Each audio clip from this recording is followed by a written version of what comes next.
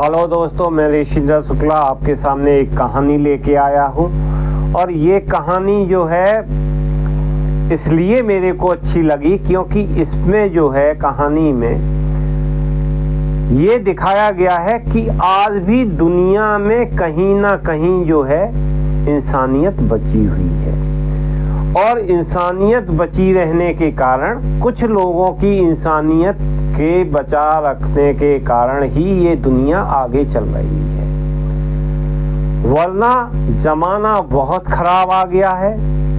आदमी का गला काटना चाह रहा है, गला काट प्रतियोगिता हर जगह हो रही है, पैसे की होड़ लगी हुई है मार्केट के अंदर। और मैं तो कहूँगा कि समाज के हर वर्ग के अंदर पैसे की होड़ लगी हुई है। मतलब दुनिया आर्थिक दृष्टिकोण से चल रही है, आर्थिक दृष्टिकोण को अपर मान रही है।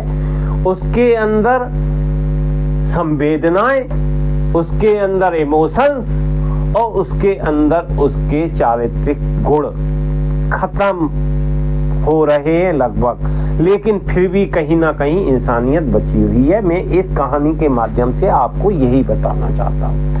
क्या था कि एक रेलवे स्टेशन पर एक सज्जन खड़े हुए इंतजार कर रहे थे।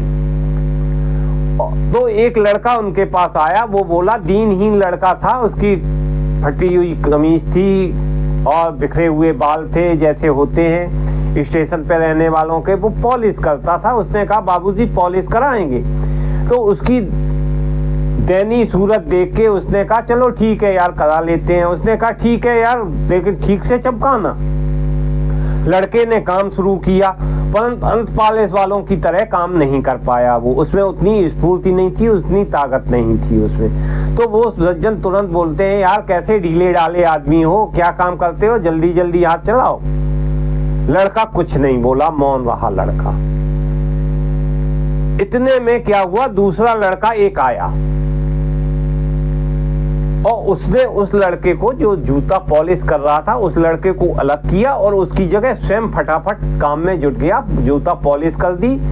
तो पहले वाला लड़का जो था उसे गूंगे की तरह एक कोने में जाके देखता रहा।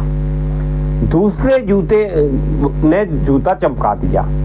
तो अब पैसे किसको देने हैं, ये हुआ हो गया। पहले ने काम स्टार्ट किया था, दूसरे ने फिनिश किया। तो सज्जन ने जो है विचार करते हुए जेब में हाथ डाला और उन्हें लगा कि अब इन दोनों में पैसों के लिए झगड़ा या मारपीट होगी।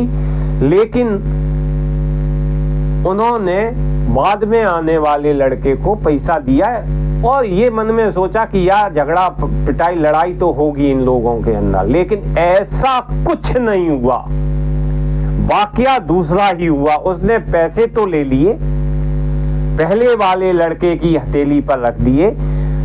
जो पहले लड़का था मौन खड़ा हुआ था, प्रेम से उसकी पीठ थपथपाई और चला गया।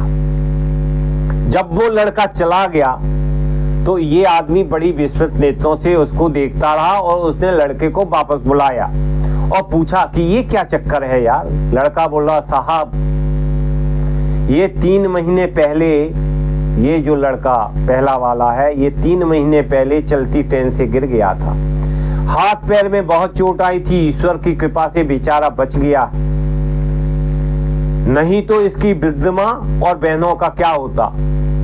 स्वाभिमानी बहुत है, इसलिए भीख नहीं मांग सकता।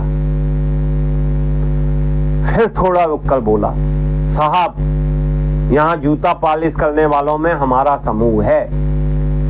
उसमें एक चाचा जी हैं जो देवता समान हैं। वो सत्संग में जाते हैं, जिन्हें हम सत्संगी चाचा जी कहते हैं। वे सत्संग में जाते हैं और हमें भी सत्संग की बातें बताते हैं।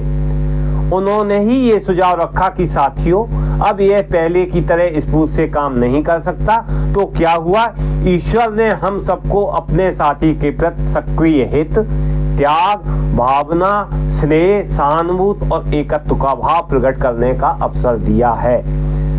जैसे पीठ, पेट, चेहरा, हाथ, पैर भिन्न भिन्न दिखते हुए भी एक ही शरीर के अंग हैं, वैसे ही हम शरीर से भिन्न भिन्न दिखाई देते हुए ही एक ही आत्मा है। हम सब एक हैं।